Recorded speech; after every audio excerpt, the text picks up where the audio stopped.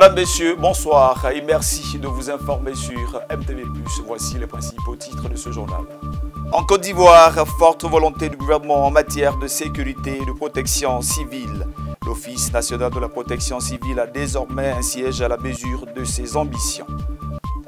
Renouvellement de confiance, renforcement de coopération et investissement au cours du sommet États-Unis-Afrique.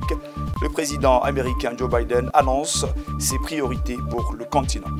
Et puis en sport, football, le Maroc s'est incliné en demi-finale de la Coupe du Monde Qatar 2022. C'était face à la France. Bienvenue à tous, c'est un réel plaisir de vous retrouver pour 15 minutes d'actualité. Je vous lisais en titre, en Côte d'Ivoire, l'Office national de la protection civile, ONPC, a désormais un nouveau siège. Le bâtiment flambant neuf a été inauguré en présence du ministre d'État, ministre de la Défense et son collègue de la Sécurité de l'Intérieur. Le compte rendu tout de suite dans ce reportage. Situé à quelques encablures du lycée technique dans la commune de Cocody, cet imposant bâtiment est le tout nouveau siège de l'Office national de la protection civile, ONPC. Le premier responsable des lieux ne cache pas sa joie. Notre joie est d'autant plus grande. Nous disposons aujourd'hui d'un cadre de travail nettement amélioré et propice au renforcement de la qualité des services rendus à nos populations. Après plus d'une dizaine d'années passées à l'étroit, soyez assurés de notre engagement à faire un bon usage des locaux mis à notre disposition. Cette administration des pompiers civils de Côte d'Ivoire fait partie des infrastructures de protection civile prévues par la loi de programmation des forces de sécurité intérieure 2016-2022. Cet édifice est bâti sur une superficie de 1725 m². Les travaux ont démarré le 17 septembre 2018. Au total, la construction de ce bâtiment a coûté au Trésor public un montant total de 2 359 221 383 francs. Toute ma reconnaissance pour l'attention et le soutien que le président de la République, son Excellence M. Alassane Ouattara, ne cesse d'apporter à la politique ambitieuse de la sécurité intérieure. Représentant le vice-président de la République de Côte d'Ivoire, Thiemoko Méliette Koné, le ministre d'État, ministre de la Défense, Téné Birahima Ouattara, procède à l'inauguration des locaux, l'un des symboles de la pertinence et de la réussite de la vision actuelle de la protection civile réalisée par le sommet de l'État. L'amélioration des conditions de travail de nos hommes et femmes de l'ONPC, qui se traduit par la construction et l'équipement d'infrastructures adéquates, comme ce siège que nous inaugurons aujourd'hui, permet d'assurer avec efficacité et professionnalisme la coordination opérationnelle de la réponse de l'État dans la gestion de toutes les situations d'urgence ou de catastrophe. Avec cette ouverture officielle est prévue bientôt une salle de gestion des crises dotée d'un mur d'images qui, à terme, permettra de suivre en temps réel la gestion de toutes les situations d'urgence sur le territoire national. Restons dans l'actualité ivoirienne et on parle à présent de célébration du mérite à la fonction publique. Une sympathique cérémonie a été organisée récemment pour célébrer plusieurs cadres de ce département. La ministre de la fonction publique, Anne-Désirée Ouloto, a choisi d'actionner ce levier pour redonner à la fonction publique ivoirienne ses lettres de noblesse. Larissa Douyou, Award d'or, meilleur directeur des ressources humaines au titre de l'année 2022, et M. Bernard, meilleur directeur régional de la fonction publique. En plus de ces deux lauréats, les deuxième et troisième prix ont été attribués. Merci à Mme Anne-Désirée Ouloto. Je suis en constant apprentissage et j'encourage les autres aussi à redoubler d'efforts pour être aussi les lauréats un jour. Je reçois cette distinction avec beaucoup de satisfaction. Vu ma carrière professionnelle de plus de 25 ans, j'ai exercé d'abord à Bounap, dans la région du Gontougo. Quand j'y partais, beaucoup de mes collègues et de mes amis pensaient que je partais en un lieu de punition. Je crois que cette distinction est la preuve que partout en Côte d'Ivoire, nous sommes suivis dans nos activités. Ces lauréats ont été honorés lors de la première édition de la célébration des awards de la fonction publique. L'initiative vise à créer une saine émulation entre responsables pour un service de qualité. Un grand pays, une grande économie ne peut aller de l'avant que si elle a une administration performante. C'est fondamental pour la création de richesses. Si vous avez un secteur public qui est performant, alors l'inverse de tout ce que je viens d'indiquer va se produire. Le mérite célébré ce soir devrait nous incliner tous, sinon à maintenir le cap, du moins à nous projeter encore plus loin pour faire de notre administration le porte-flambeau de la performance et de l'excellence. Il nous faut donc continuer à agir tous ensemble pour donner vie aux espérances des populations et surtout pour donner vie au bonheur des générations futures. La ministre Anne-Désirée Ouloto a reçu le prix spécial du meilleur leadership transformationnel de l'administration publique. Une cérémonie qui s'est déroulée dans une ambiance des grands jours. Le chapitre ouest africain de cette édition, et c'est le Ghana qui est en première ligne. Le pays fait face à une grave crise économique. Les populations s'inquiètent pour une précarité davantage corsée. Avec une inflation historique de plus de 50%, l'effondrement du cours de la monnaie locale, des prix à la pompe qui ont doublé et une dette dont le remboursement engloutit la moitié des revenus de l'État, le Ghana est aux prises avec une grave crise économique, sa pire depuis des décennies.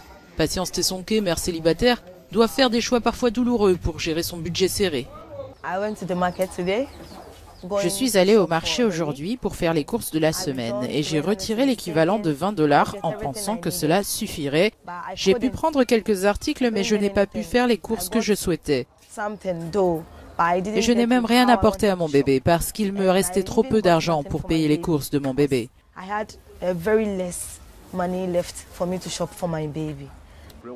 Le Ghana a signé mardi un accord de sauvetage de 3 milliards de dollars avec le Fonds monétaire international dans le but de consolider les finances publiques. Mais la stabilité économique est encore bien loin. L'accord du FMI a pour moi deux aspects. Il apporte la stabilité macroéconomique qui va permettre aux entreprises de mieux se projeter et aux individus de vivre selon leurs moyens, car les mécanismes économiques de base seront très ancrés et solides. L'aspect négatif est lié aux restrictions, l'incapacité du gouvernement à employer plus de personnes ou consacrer des fonds aux actions sociales qui sont essentielles à la population. Comme d'autres petites entreprises au Ghana ces jours-ci, l'usine de packaging de Nacobs subit les effets de cette crise. Le propriétaire des lieux, Daniel Teki, est en difficulté. Nous avions prévu de fermer notre usine parce que nous ne faisions aucun profit. Nous dépensons plus d'argent pour la production. Mais après réflexion, nous nous sommes dit que si nous mettions la clé sous la porte et que nous licencions nos travailleurs, comment pourraient-ils aussi survivre ? Donc pour l'instant, nous produisons à perte. Le président Akufo-Addo dit avoir investi dans des programmes sociaux pour aider les Ghanéens.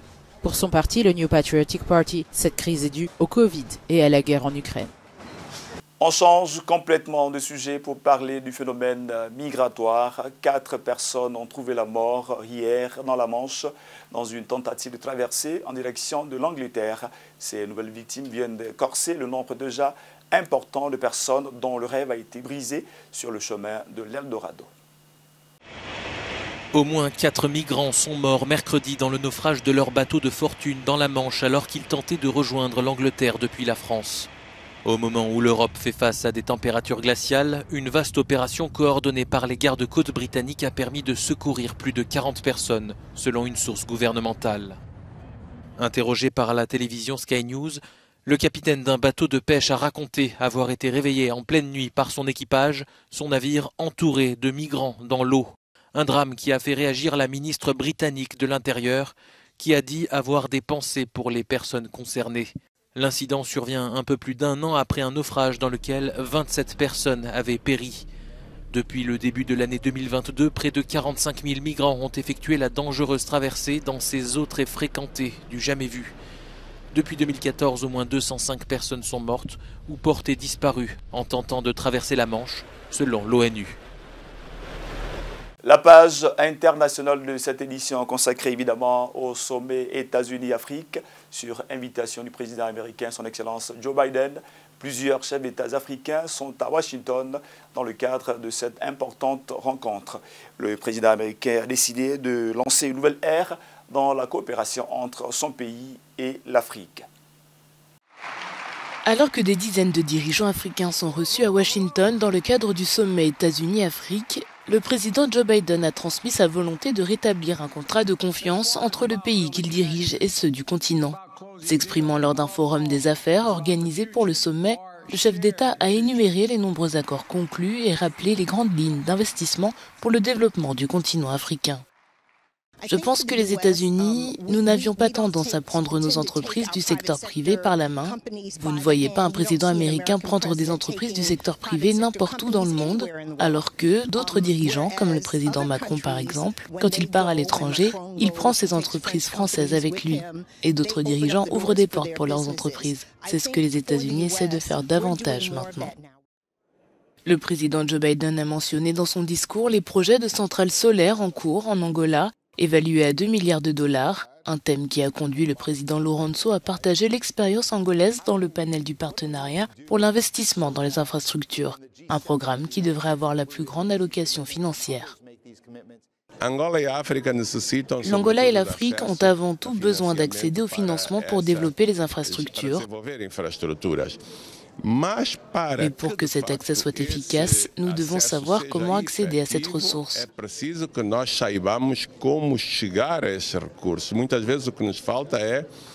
Souvent, ce qui nous manque, c'est de connaître ou de maîtriser les mécanismes et surtout les processus qui nous permettent d'obtenir le feu vert pour utiliser ces ressources.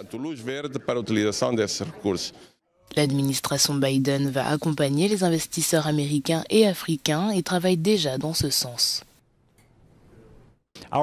Notre objectif, alors que nous nous dirigeons vers la fin du sommet, va être d'identifier les domaines clés de suivi de collaboration afin que ces différents investissements se concrétisent.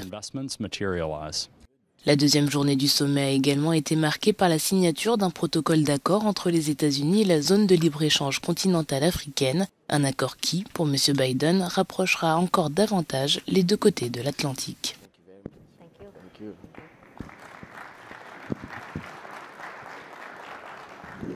Un mot de sport à présent. Le rêve du Maroc s'est envolé face à la France en demi-finale de la Coupe du Monde Qatar 2022. Le Maroc portait sur ses épaules l'espoir de tout un continent. Bravo tout de même aux Lions de l'Atlas pour ce parcours incroyable. Retour en images sur les temps forts de ce match âprement disputé. Les Marocains pleurent la défaite contre la France en demi-finale de la Coupe du Monde au Qatar mercredi. Mais malgré la déception d'avoir perdu 2-0, les Lions de l'Atlas sont entrés dans l'histoire en devenant la première équipe africaine à atteindre les demi-finales de la Coupe du Monde.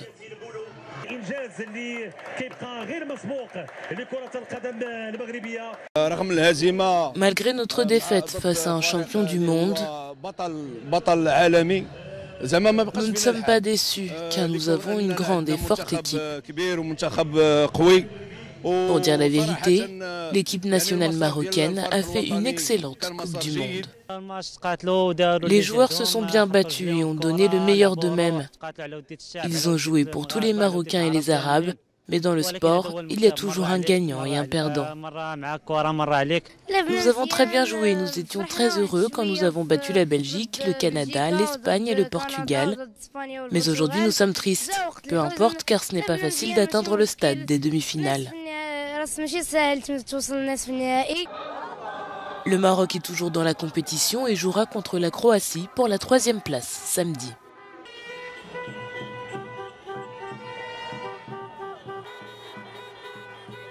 Voilà, le Maroc battu, mais héroïque. C'est sur ces images que nous refermons les pages de cette édition. Ça a été un bonheur de nous inviter chez vous grâce à la magie de la télévision. Merci à vous tous et à vous toutes pour votre aimable fidélité. Excellence du programme sur MTV+, la télé qui transforme.